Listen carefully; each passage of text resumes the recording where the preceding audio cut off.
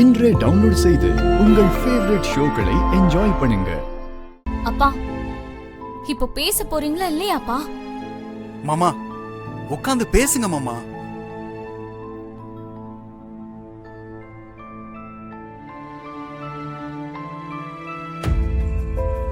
மங்க, முதல்ல இவங்க குடிக்கிறதுக்கு ஏதாவது கொண்டு வந்து கொடு. அம்மா அம்மா, அதெல்லாம் எதுவும் வேண்டாமா. ஐயா, உங்ககிட்ட ஒரு விஷயம் மட்டும் கொஞ்சம் பேசணும். சொல்லுங்க, என்ன விஷயம்? ஐயா, உங்க காலமும் முடிய போகுது. உங்க தங்கச்சிக்கும் வயசாயிடுச்சு. இன்னும் எத்தனை வருஷம் இந்த பகையை சுமந்துட்டு இருப்பீங்க? அன்னைக்கு உங்க தங்கச்சி அவங்க விருப்பத்தை உங்ககிட்ட சொல்லதான் செஞ்சாங்க. கேக்குற மனநிலைமையில நீங்க இல்ல.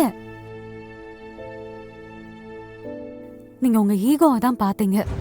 உங்க தங்கச்சியோட மனச பாக்கல.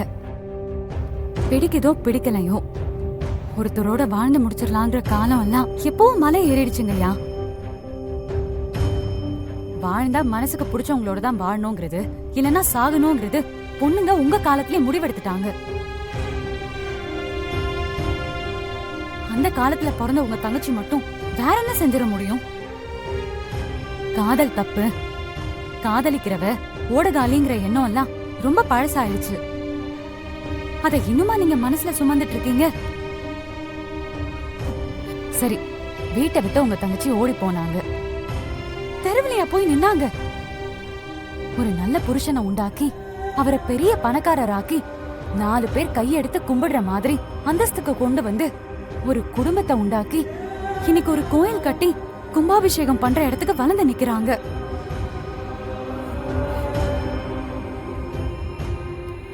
அவ்வளோ பெரிய இடத்துக்கு வந்தோம்.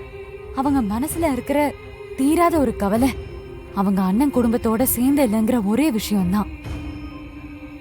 உங்க தங்கச்சி கேக்குற எல்லாத்தையும் அம்பலம் ஐயாவால வாங்கி கொடுக்க முடிஞ்சது. ஆனா அவரால வாங்கி கொடுக்க முடியாத ஒரே விஷயம் உங்களோட பாசம் மட்டும்தான். உங்க அண்ணனோட கால்ல விழுந்தாவது உன்னையும் உங்க அண்ணனையும் சேர்த்து வைப்பேன்னு வைராகியத்தோட அம்பலம் ஐயா உங்க தங்கச்சி கிட்ட வாக்கு கொடுத்துட்டு கிளம்பி இங்க வந்திருக்காரு.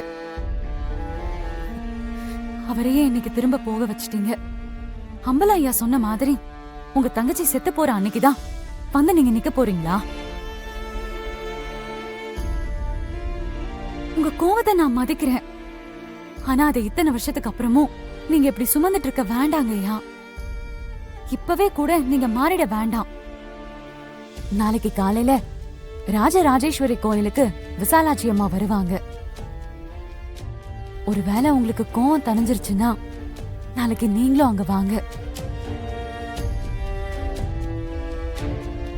மன்னிப்பு கேக்குறவன் மனுஷன், மன்னிக்கிறவன் பெரிய மனுஷன் சொல்லுவாங்க. அம்பலையா மனுஷன் நிரூபிச்சிட்டாரு. நீங்க என்னன்னு நீங்க தான் முடிவு பண்ணணும். எல்லா பிள்ளைங்களும் அவங்க அப்பாவை ஒரு பெரிய மனுஷனாதான் பார்க்க விரும்புறாங்க. நாங்க கிளம்புறோம், வரோம். சிவா,